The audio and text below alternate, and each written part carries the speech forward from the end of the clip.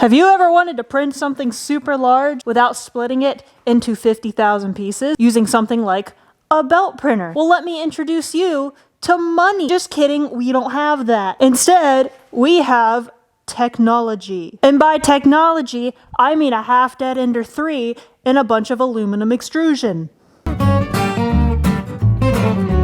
I'm guessing when we do this, the Z-wobble is gonna be like stupid. So I began taking this thing apart, and I may or may not have used the printer that I dunked in mineral oil last year. Honestly, there's probably still mineral oil like inside of it. There is. I can like wipe my hand.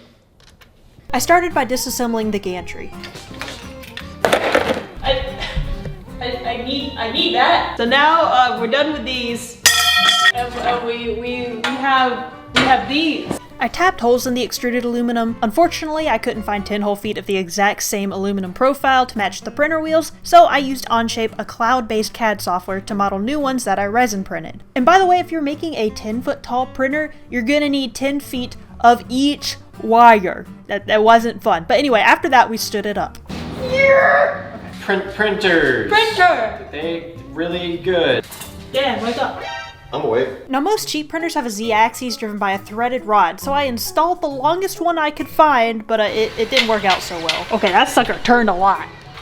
Is it belt driven? Belt driven. So we decided to go with a belt driven method. There's a guy by the name of Kevin, aka Sam, on the internet who has a whole website with instructions, part lists, printable files, everything for free to convert an Ender 3 to be belt driven. And all I had to do different was buy longer belts. So I'll link his stuff in the description. I just thought that was pretty cool. He put a lot of work into it.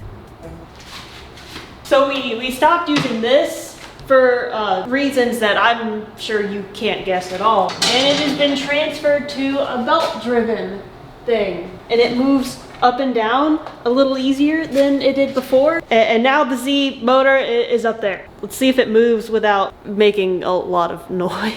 Oh, I hope this works. It didn't do anything. It started smoking. That's not good. But I don't see anything that got goof. So I did goof up the main board, but thankfully Dan came to the rescue. So since I've successfully burnt this to a crisp, Dan has provided a sacrifice. This was Dan's first ever printer. Goodbye, sweet prince.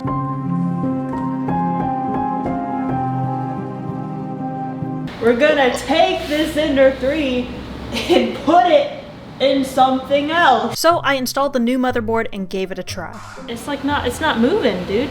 And you're sure you put the wires exactly where they're supposed to be?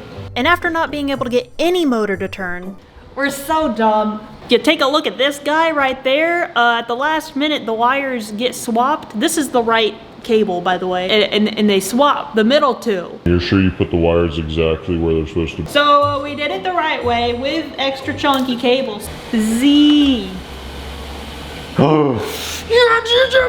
Swapping the cables was obviously an annoyingly dumb setback, but we were finally able to set this thing back up and test it out. Let's do it again. It works. It's gonna take so long to auto home. It's alive. It shouldn't be.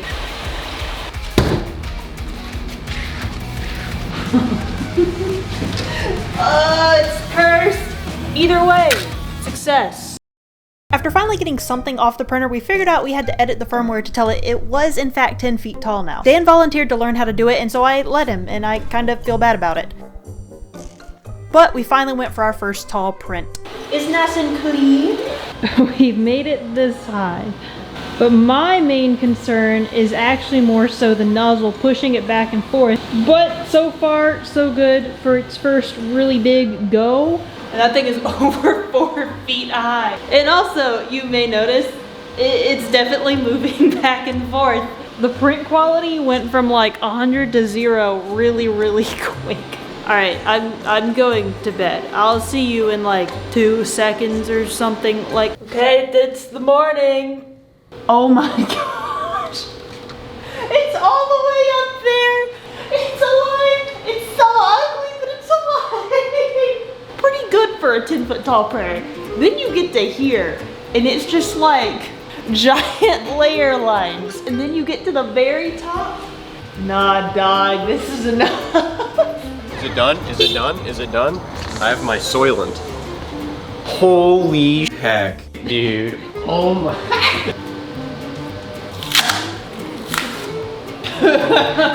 Now, I'm not gonna lie to you, my intentions up until this point were more of the goofy awe type. Like, I kinda just thought a 10-foot tall under 3 would be funny, you know? I just did it for the meme. But the meme worked, so what if we made it useful? Can we make it bigger? What if I just took this guy, slapped him into here? That's pretty much what I did. I expanded the frame and the base so it'd be much more stable, or, you know, as stable as a 10-foot bed slinger's gonna get. Added some struts for support to the top of the printer, all that good stuff. Now, since Dan edited the firmware before, I asked if he'd do it again, and little did I know he did a bit more than just change the dimensions. Are you ready? Oh my gosh. You ready? What did you do? Oh my.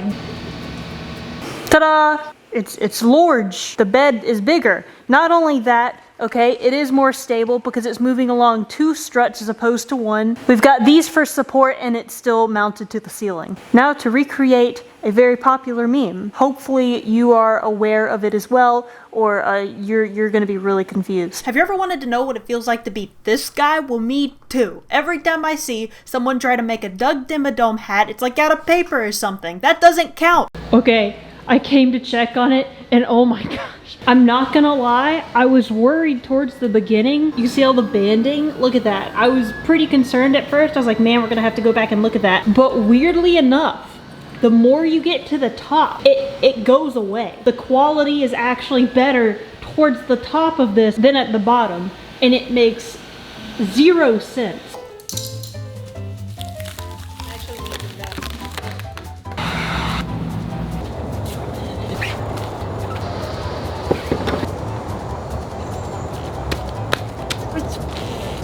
Top of the morning.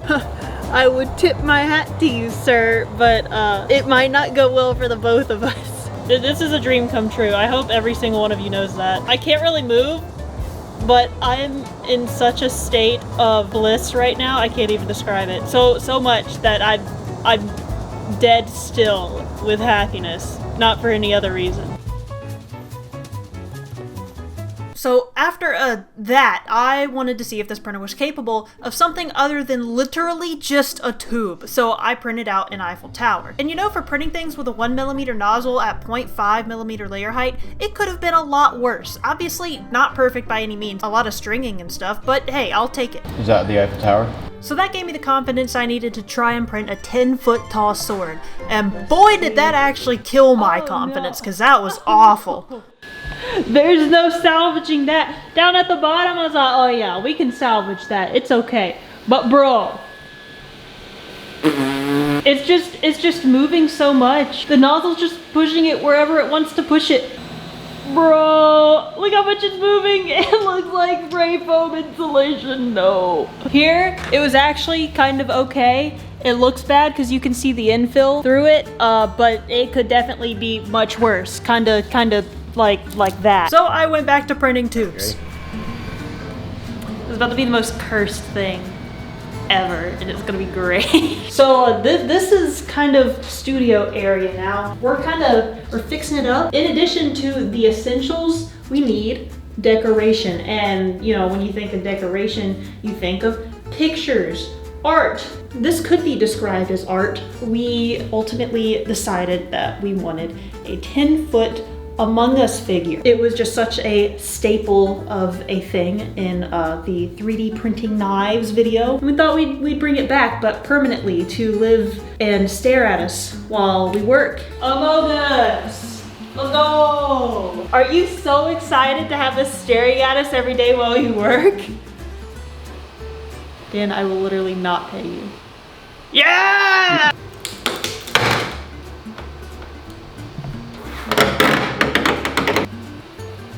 Ta-da!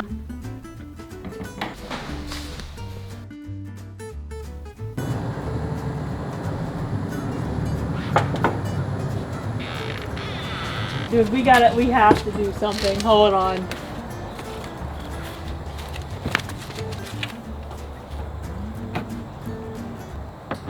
"10-foot tall bed slingers, good for printing in base mode.